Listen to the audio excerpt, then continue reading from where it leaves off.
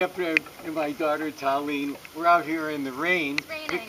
Well, I did this purposely. I waited until it was raining. Yeah. And we're on the water with the boats, Lake Michigan.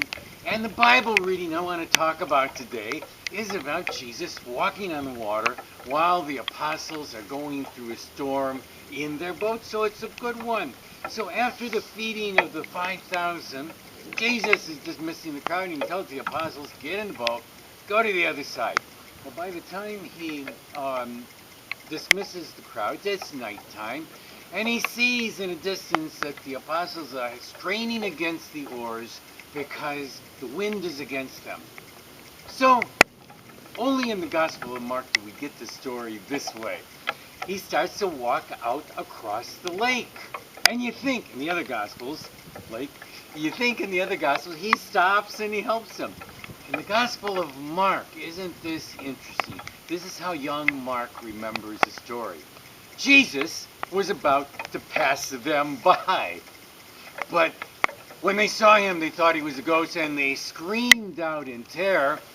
And that's when he saw them terrified. He came to the boat, he calmed the waves, and they got to the opposite side altogether. So my take on that Bible reading is two things. A lot of people sometimes tell me, Talene, that, oh, I only pray to the Lord when I'm in deep, deep trouble, and that makes me feel guilty. Folks, don't feel guilty about that. The Lord wants you to call upon Him anytime. If you're terrified, sad, disrupted, just call out to Him. He'll turn aside and He'll be there for you. The other side of this is He's always walking by our side. So wherever you're doing, just stay with Him. Know that He is always there. Well, we're getting very wet, but Talene, you're in the picture, so you better say something. I think it's great that we're sitting out here in the rain doing a YouTube video. It doesn't get sunny that much. Yeah. Yeah. No, the thing that struck me about that passage was that Jesus needed some time to himself. And that's a reoccurring theme in some of the Gospels, that he goes off by himself and he needs that time to pray and meditate and recharge. And I think that's an important lesson. If Jesus needed to do that, then we probably need to do that too sometimes. Get away and do your own thing and just take some time for yourself. I think that's really good. And then, his disciples ruined it by needing to be bailed out in the boat.